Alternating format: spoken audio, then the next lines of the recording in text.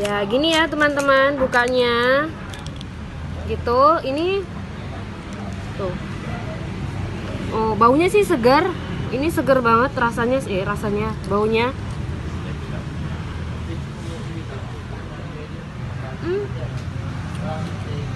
Saya suka asinnya ya, lemak ya. Kalau orang Aceh bilang itu lemak, kalau orang Indonesia bilangnya gurih. Ini gurih dan rasanya gurih sih.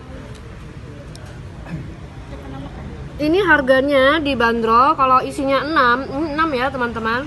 6 itu 21.000. Tapi ada kemasan yang kecil itu 4 buah, harganya 15.000. Ya, dari Bima. Bima telur asin siap saji. Mereka juga menyediakan yang mentah. Mentah ya, belum dimasak, belum direbus. Tapi ini enak loh. Asinnya pas, terus baunya juga masih segar.